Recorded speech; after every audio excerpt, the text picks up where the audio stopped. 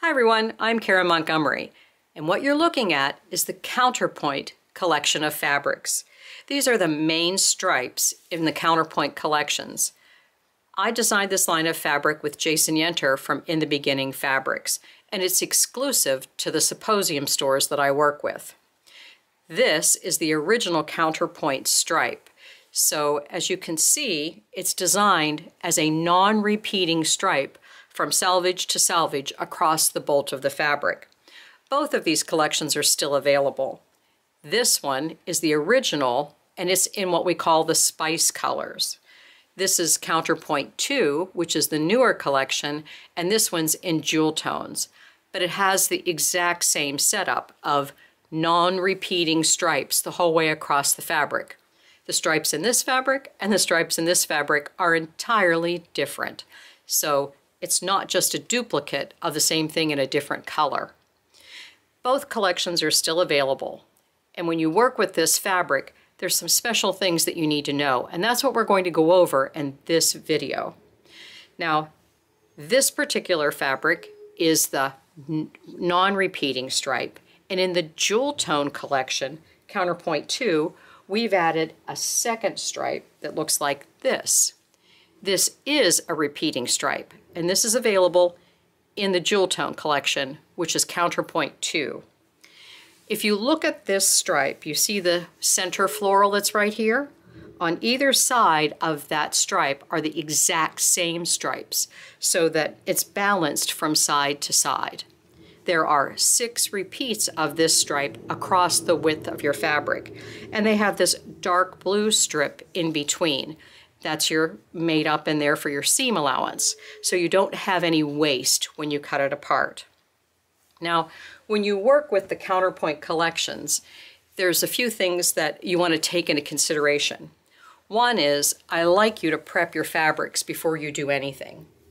And because for the projects that we use this stripe for, we're normally cutting the length of the fabric instead of across the fabric.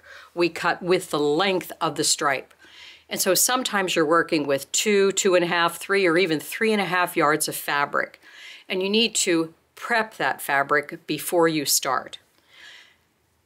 I think prepping your fabric is especially important for this, and I'll show you why. But to prep your fabric, that really just means pre-shrink. When fabrics are printed in the mill, they're put onto either a flat bed of some kind, and if you look on the edge, you'll see there's some little holes along the edge. That's because the fabric is pulled tight on the print press so that all of the designs will register. Now, if it goes through a dryer and it's pulled in that tight position, it's dried like that. Well, anything you stretch and dry retains that shape, but if you wet it, it relaxes. So that's what has happened to most of our fabrics that we purchase nowadays. They shrink from side to side because of the way that they're printed. So we want to take that out and relax the fabric into the size that it was intended to be. So to do lots of yardage can be cumbersome. I don't like you to cut that yardage down into smaller pieces because we work with pattern repeats in these projects. And when you cut it up, you might not have the pattern repeats, the number that you need to create that project. So we like to leave it as all one piece. I find the easiest way to do this is to just take the yardage and I put it in my washer. My washer has a setting for rinse and spin, so I just toss it in, run the rinse and spin cycle. No soap is needed because it's not dirty. We just want to get it wet. So we get it wet, and if it spins and it's just damp dry, then I'll take it to my ironing board and iron it dry. But if it still has a lot of moisture in it, I toss it in the dryer for a few minutes. The dryer, we don't want it to be dry when you take it out. It's much easier to iron from a damp dry state than from a bone dry state. Now, that's all you need to do to shrink your fabric side to side and relax it into the size that it was intended to be. But I also like to work with my fabric with a little bit more sizing in it. That rinse and spin cycle takes all the sizing out that the manufacturer put in. So sometimes it can be a little floppy. I find that my piecing is much more accurate if I work with crisp fabric. So you can use, this is Acorn's Precision Piecing. You can use the Magic Premium Quilting and Crafting Spray. You can use Mary Ellen's Best Press. You can use Material Magic that's been diluted. You can use grocery store sizing if you can find it. My preference is to use sizing. All of these are a sizing, not a starch. The reason that I don't use a starch is because it builds up on the bottom of your iron. And starch actually will scorch at a lower temperature. So sometimes you can get some flaking. Now, one other thing that I do is if I'm going to spray my fabric, I spray it on the back side. Not because of the sizing, because it's easier to see where the fabric is wet. So if I spray it on here, I can see that I've got everything covered nicely. A lot of times if you do it on the front and you can't really see where you've sprayed, then you miss spots along the edges here, or you'll have a couple little puckers in the middle where your fabric did not get as wet as the surrounding fabric. So spray on the back so that you can see what you're doing, and then let it get to the damp dry spot, and then iron it. When you iron it, we always iron with the stripes. So if I take my iron, I don't want to go across like this. I want to iron with the stripes. So I know a lot of people say when you quilt, you should press and lift and press and lift. But in this case, we're ironing it, okay? We're going like this. And as long as you iron with the stripes, they will stay nice and straight. But if you iron across, you have a chance of pulling them in one direction and they will not remain straight. So, dampen your fabric, get it wet so that it relaxes into the position that it needs to be, and then add a little extra sizing to it using whatever product works for you, and then iron it dry by ironing with the stripes. Now, if you spray it and let it get bone dry, that's fine too. Use a little steam and you'll get those wrinkles out, and iron it with the stripes. Now, why is this important? The reason that it's important is this fabric has already been prepped. I've tossed it into the washer. I let it spin dry. I brought it upstairs. I sprayed some extra sizing on it, let it sit for a while until it was just barely damp dry, and then ironed it.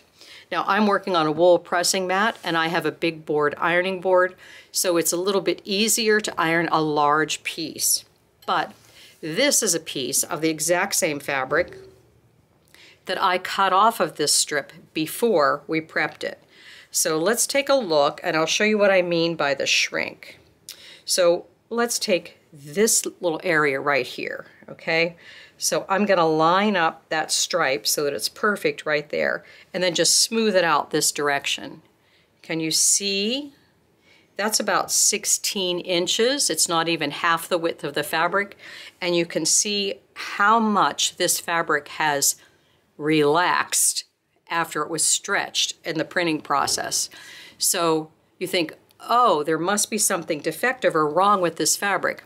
There really isn't. It was just stretched in the drying process. And it's not just exclusive to this type of fabric. All of our cottons we're finding that happens to a lot of them now. And you can't tell by looking at them. So you have to dampen them, let them relax. Also, your selvage edges over here, the threads that are in that edge are different than the threads that are in the body of the fabric. So sometimes what you'll see is a lot of puckering that happens along the edge over here. To keep that from happening and to allow the fabric to lie perfectly straight, you can see what I've done here. See my little clips in the selvage? So I'm not someone who saves selvage. You know, even if it has my name on it, I still chop it off.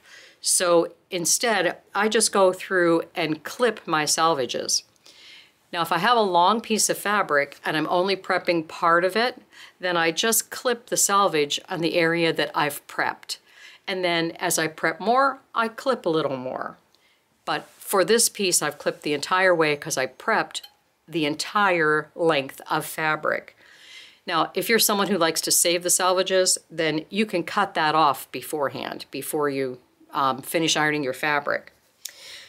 So, for a class, if you're taking a class with this fabric, what you want to do, get it damp, at least damp, whether you mist it with water or throw it in the washer and dryer, and then get it to damp dry and iron it, ironing with the stripes.